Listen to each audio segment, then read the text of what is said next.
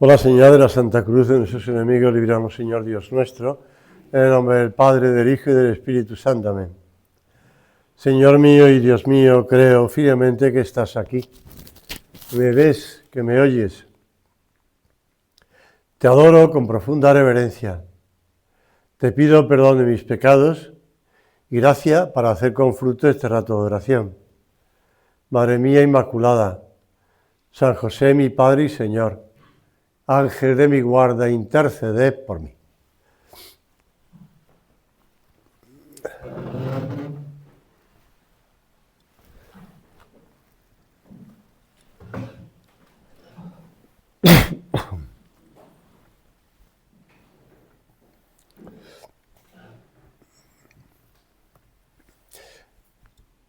El Evangelio de San Mateo, así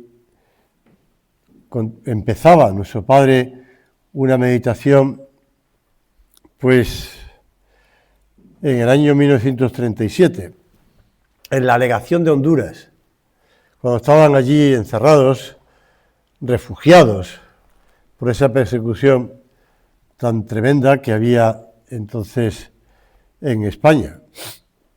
Pues el Evangelio de San Mateo, continúa nuestro Padre, nos ofrece hoy el tema para nuestra meditación.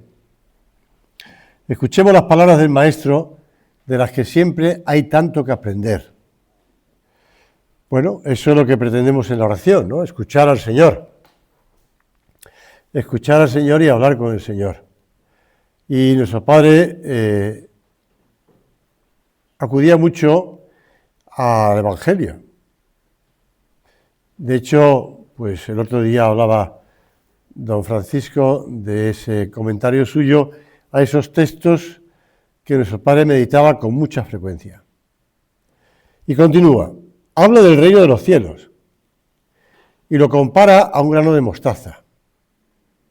Yo lo he tenido entre mis manos, dice, y he visto que es entre las simientes una de las más pequeñas. Pero después de ser arrojada a la tierra, se convierte al fructificar no en un árbol, pero sí en un arbusto tan grande que puede dar refugio entre sus ramas a las aves. Esta parábola del grano de mostaza, que el Señor explica y manifiesta a los oyentes, si así como nuestro Padre pues tuvo en sus manos un grano de mostaza, yo no lo he tenido nunca, aunque yo sepa, a lo mejor que sí, pero la mostaza la he tenido en líquido, pero a lo mejor es que ni me he dado cuenta, pero la realidad es que es pequeña y los oyentes le oían y conocían perfectamente cómo era un grano de mostaza. Y el Señor habla de ese arbusto grande que se viene a refugiar entre sus ramas las aves. Y entonces, es como sabes, esta parábola la utilizaba San José María para hablar del Opus Dei. Y decía, año 1937, están refugiados en la legación de Honduras unos pocos muchachos junto a San José María y algunos más que estaban fuera, Isidoro Zorzano y algunos más, que estaban fuera, pero bueno, una docena. El Opus Dei era una docena, que algunos murieron en la guerra, otros pues no continuaron, pero era una docena. La obra, decía San José María, ¿qué es ahora la obra? Apenas hay nada visible, es verdaderamente el grano de mostaza. Unos pocos hombres, sin prestigio, sin posición económica, sin experiencia, casi todos al comienzo de sus vidas, pero nosotros conocemos que de este grano de mostaza en el campo sobrenatural de la Iglesia, nosotros conocemos, dice San José María, crecerá un arbusto que cubrirá todo el mundo con su tallo, con sus raíces, con sus ramas, en las que muchas aves viajeras buscarán cobijo. Nosotros lo estamos contemplando, hecho realidad. No hace falta que nos fiemos de la fe de San José María. No hace falta que nos dejemos, digamos, confiar en lo que San José María está explicando y predicando en estas meditaciones que tenía en la Legación de Honduras. Nosotros lo vemos. Sí, vemos el mundo, que está pues en guerra, que está en problemas económicos, es decir la palabra, pero las dos palabras, pero no lo he dicho. Problemas de vida, de gente, pues... ¿Y cómo estaba entonces el mundo cuando nuestro padre predicaba esa meditación? España en guerra, el mundo preparándose para una guerra mundial, la Segunda Guerra Mundial. Fe en Dios, fe en San José María, eso es lo que tenían los primeros. Y nuestra vida, que supone crecer para adentro, no crecer hacia afuera, con manifestaciones de edificios, de actividades externas, de salir en la prensa, en la radio, en la televisión, como pues organizadores de todo tipo de actividades, sino crecer para adentro. Como estaban creciendo para adentro, aquellos muchachos que acompañaban a San José María, primero en la Legación de Honduras, y algunos de ellos después cruzando los Pirineos para salvarse de esa persecución. Pues nosotros, que nuestra vida es crecer para adentro, para abrirnos después a los demás con esa misma apertura del corazón de Cristo. Es algo evangélico. Es algo evangélico. Recuerdo que hace muchísimos años asistía a unas conferencias para sacerdotes en un sitio de España que no voy a nombrar. Y entre las conferencias que asistimos, pues vino una persona conocida públicamente en España por su categoría, digamos, en el mundo religioso, que empezó a hablar de cómo eran las sectas. Entonces yo cuando le escuchaba, pensaba, bueno, está relatando lo que el Señor hizo con los apóstoles. ¿Qué diferencia hay en cómo alguien monta una secta y cómo el Señor fue montando ese grupo de apóstoles? Pues que ese Señor estaba constantemente hablándoles de fe en Dios y de oración. No solamente el Padre Nuestro, sino se hablaba también de cómo tenían que rezar, cómo tenían que hablar con Dios y cómo tenían que tener esa confianza en Dios, y les ponía la parábola de aquel juez inicuo y la viuda, le ponía la parábola de aquel que venía un invitado por la noche y no tenía que comer, y le insistía al vecino, y le hablaba, pues el Señor les ponía el ejemplo de cómo él rezaba. Nuestra vida no es crecer hacia afuera, en plan secta, perdóname que siga, sino es crecer para adentro. Y después que crezcamos para adentro, podemos abrirnos a los demás. Señor, tú se lo explicabas a los apóstoles. Si el grano de trigo no muere, es decir, si no va creciendo por dentro, y por tanto está muriendo, no podrá dar fruto. Aunque sea pequeño, como el grano de mostaza. San Agustín, que yo me alegro mucho que el Papa León esté citándole mucho, ¿no? Porque está orgulloso de su fundador.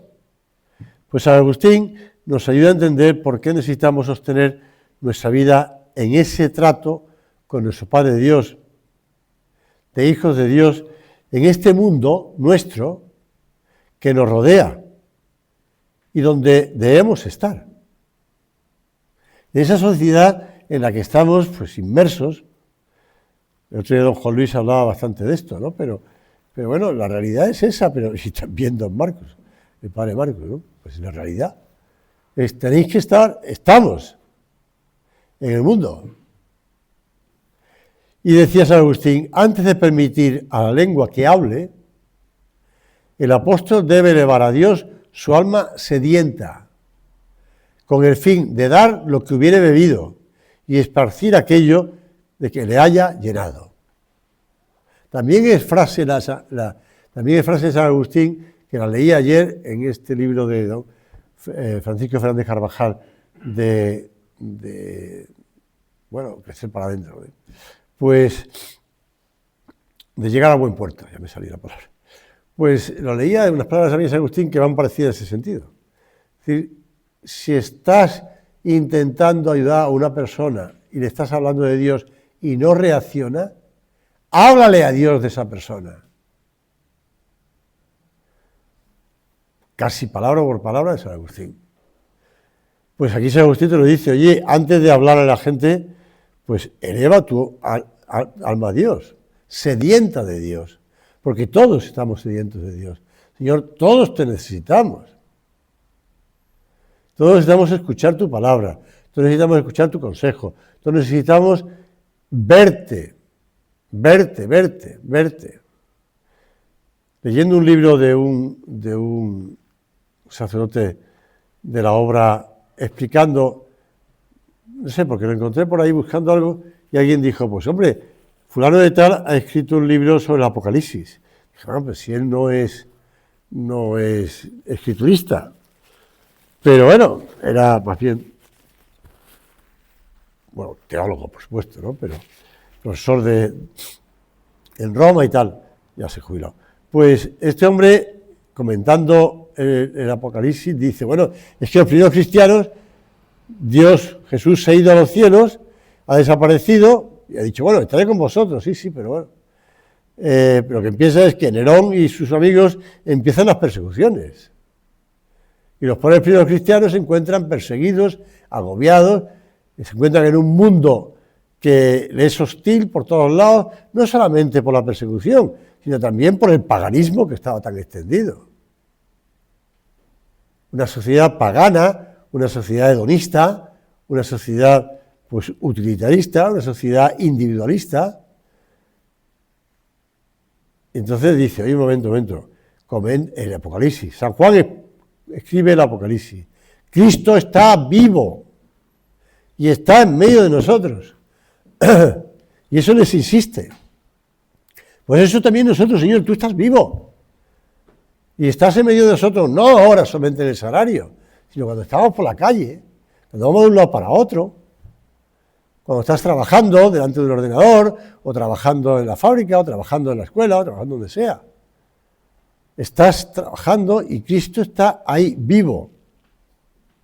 Y como explica el propio San Agustín, para que aprenda el hombre a amar a su prójimo como a sí mismo, debe antes aprender a amar a Dios como a sí mismo.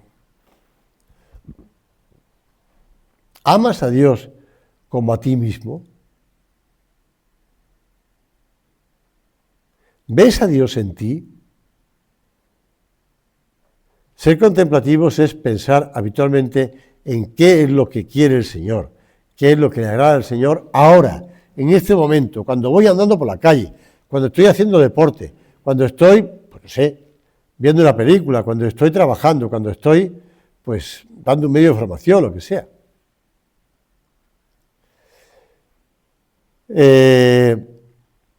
Continuando con la legación de Honduras, es que no quiero confundirme, pero yo creo que era un sacerdote de la Congregación del Sagrado Corazón. Va a hacer un comentario, pero antes Vázquez de Prada explica. Escrivá veía la estancia de los miembros de la obra en la legación no como un intervalo sin sentido, sino como una oportunidad de desarrollar su vida interior de oración y sacrificio. Haciendo una analogía con el trigo de invierno, más tarde escribió: no se veían las plantas cubiertas por la nieve, y comentó gozoso el labriego dueño del campo. Ahora crecen para adentro. Pensé en ti, es un punto de forja, en tu forzosa inactividad. Dime, ¿creces también para adentro? Y explica, y añade Vázquez de Prada, para facilitar este crecimiento interior, Escrivá estableció un horario, con misa, oración mental, lectura espiritual y rosario, y también tiempo para el estudio, tertulia con los demás miembros de la obra y espacio para relacionarse con los otros refugiados. Se está refiriendo a la delegación de Honduras. Pensando en la futura expansión de la obra, les animó a estudiar lenguas extranjeras.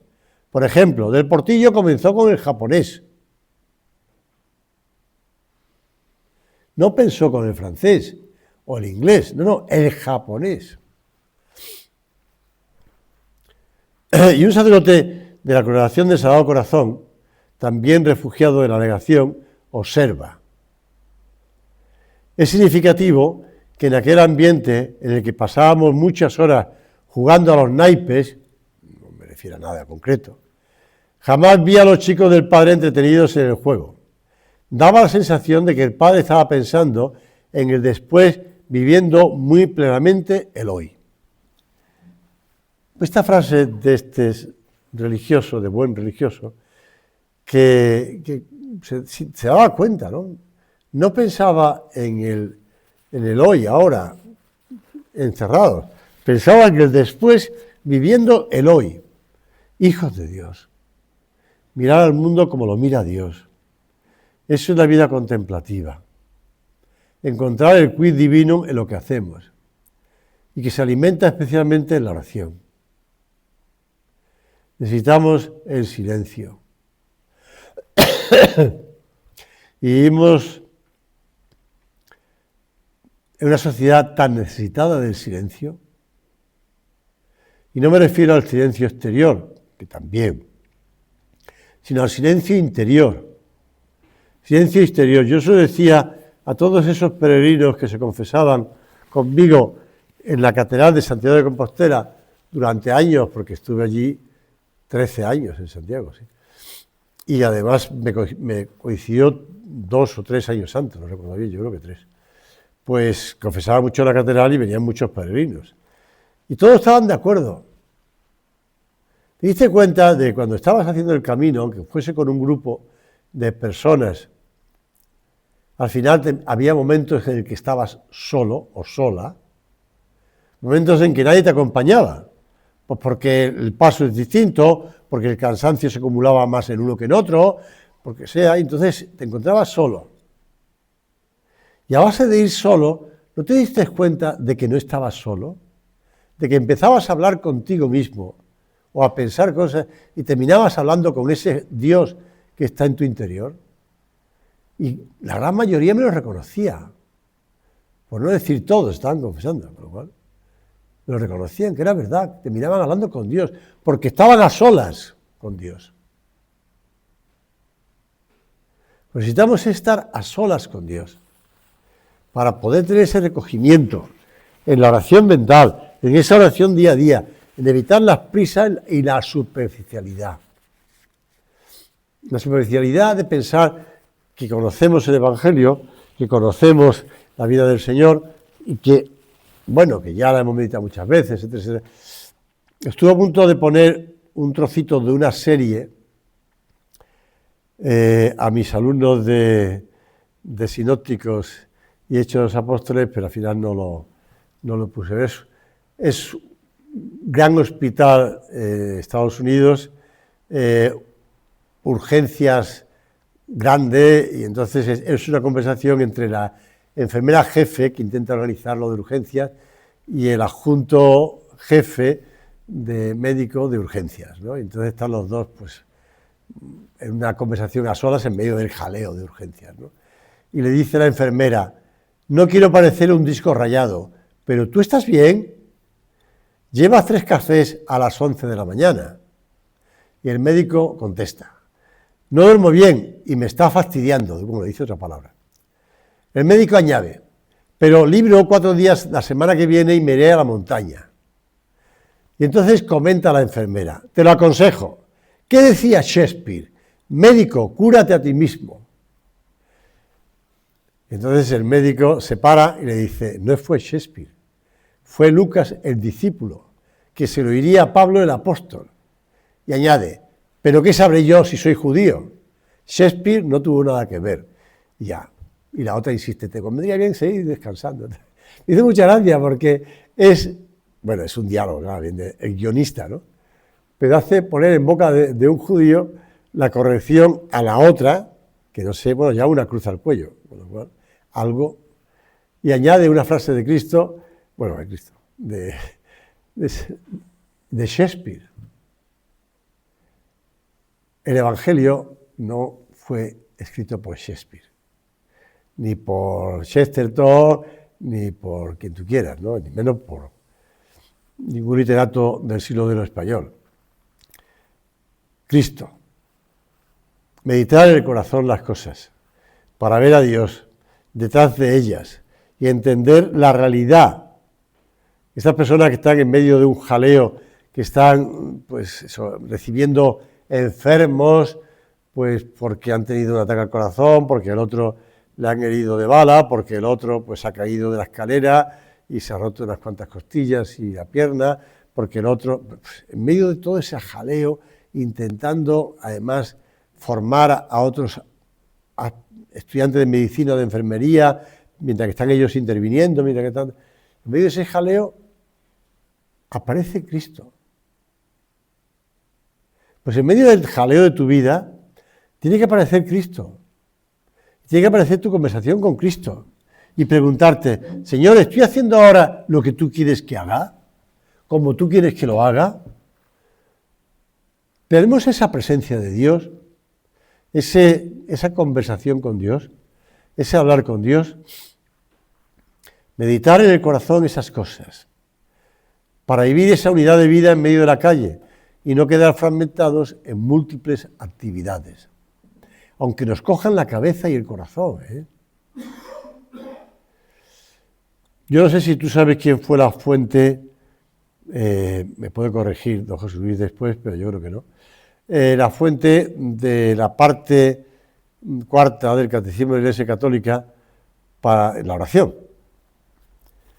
Como bien otro profesor de liturgia explica, pues había un francés afincado en el Líbano, Jean Corbon, que estaba muy relacionado con la liturgia oriental, porque estaba en el Líbano, estaba en la parte oriental de la Iglesia, digamos, católica, y este hombre, de origen francés, ya te digo, Jean Corbon, pues le encargó la comisión, dirigida por el cardenal Ratzinger, de la redacción del Catecismo de la Iglesia Católica, le encargó la redacción de la parte dedicada a la oración. Por ahí empezó, después ya continuó con más partes, porque vieron el contenido tan rico que él redactaba, ¿no? Este hombre que además pasaba vicisitudes, porque el Líbano estaba en ese momento en una de sus guerras y tenía que mandar los papeles a Roma con gran dificultad. Pues este hombre, ayudó a redactar. Y en un punto del Catecismo de la Iglesia Católica, concretamente el 2717, ya digo, la parte final, dice, citando a San Juan de la Cruz, la oración contemplativa es silencio. Este símbolo del mundo venidero, está citando a San Isaac de Nínive, amor silencioso, San Juan de la Cruz. Las palabras en la oración contemplativa no son discursos, sino ramillas que alimentan el fuego del amor. En este silencio insoportable para el hombre exterior, el Padre nos da a conocer a su Verbo encarnado, sufriente, muerto y resucitado. Y el Espíritu filial nos hace partícipes en la oración de Jesús. La oración de un Hijo de Dios. Como dice San Juan de la Cruz, amor silencioso. No hace falta que empecemos a rezar miles y miles de oraciones. No, pero estás, pues eso, como ese punto de camino que mira la cruz en medio del trabajo, con el microscopio, lo que sea. Mira la cruz, mira esa estampa de la Virgen, o recuerda la jubilatoria que quiere repetir más especialmente ese día, o que se ha cruzado con una iglesia en el camino, o que ha visto también una situación triste y que le sale pues un acto de desagravio. ¿Cuántos actos de desagravios hacemos a lo largo del día? Nos podemos preguntar, me pregunto yo mismo. ¿Cuántos actos de desagravio hago, Señor, durante el día?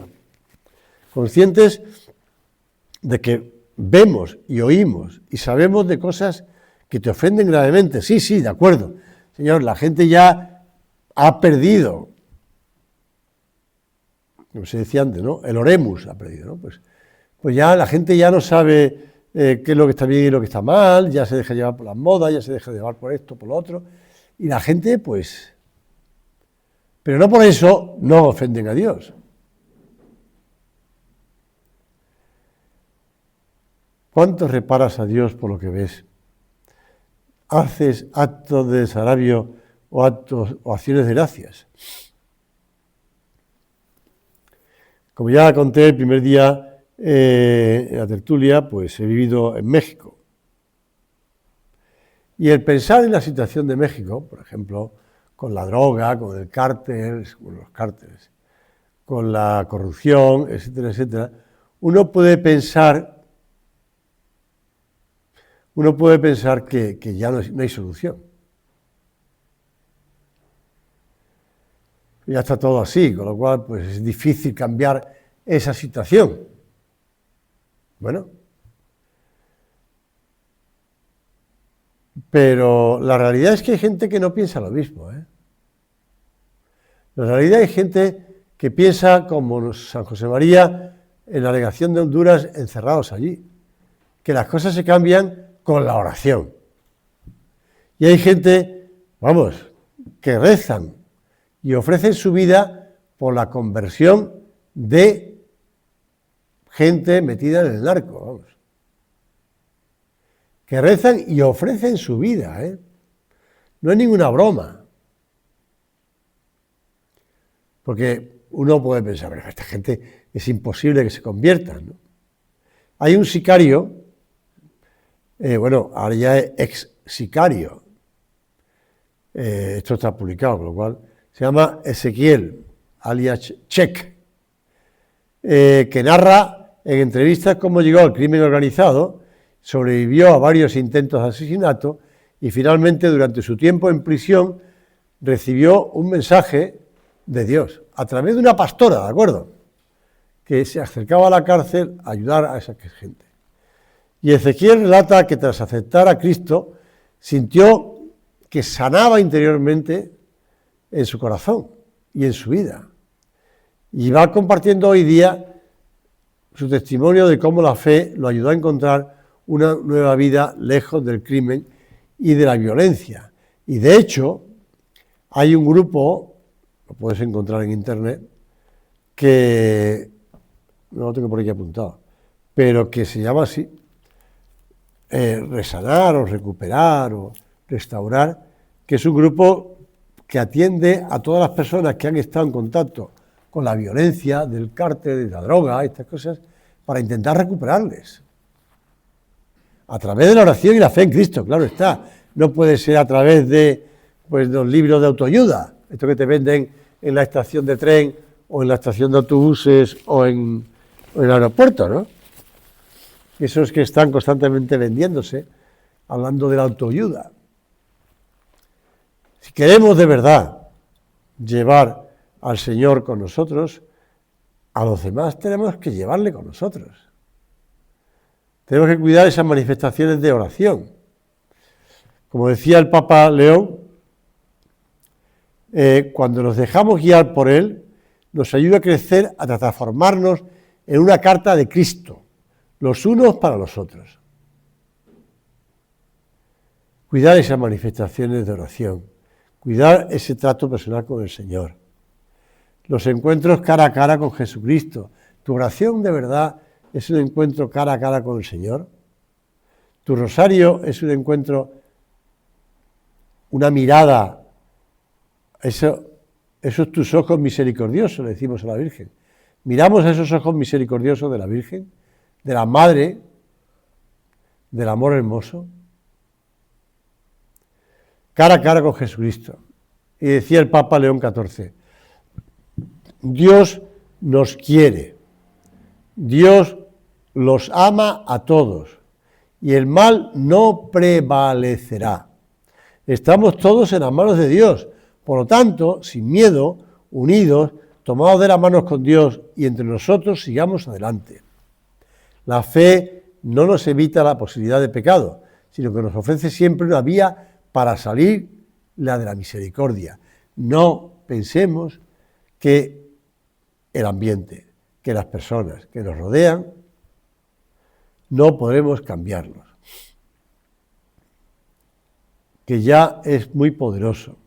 El amor, eso lo recordaba este psiquiatra que salió el otro día en las conversaciones, que, bueno, era de origen judío y estaba en un campo de concentración. Y un día, a la hora de amanecer todavía, salieron del campo de concentración a trabajar fuera y a contemplar la belleza de ese mundo que amanecía todavía con estrellas en el cielo, un cielo limpio, todo rodeado de nieve blanca. Aquel hombre se acordó de unas palabras del Cantar de los Cantares. Se acordó de su mujer, que él no lo sabía, pero ella ya muerto en otro campo de concentración. El amor es más fuerte que la muerte. Pues el amor es más fuerte que la muerte, la oración es más fuerte que la muerte. La esperanza se fundamenta en la oración, pero se fundamenta en tu oración, en tu día a día. Por eso el Señor te lo dice, la paz les dejo, mi paz os doy. Yo no se la doy, decía el Papa además comentándolo, yo no se la doy a ustedes como la da el mundo, no se angustien ni se acobarden. Señor, sabemos que tú eres el que nos da la paz.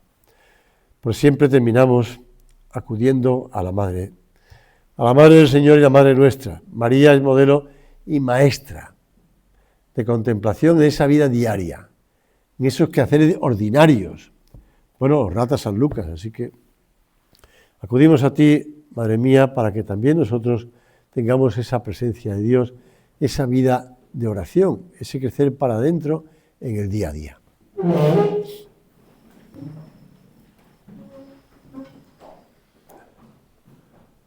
Doy gracias, Dios mío, por los buenos propósitos, afectos e inspiraciones que me has comunicado en esta meditación. Te pido ayuda para ponerlos por obra. Madre mía Inmaculada, San José, mi Padre y Señor, Ángel de mi guarda, interceded por mí.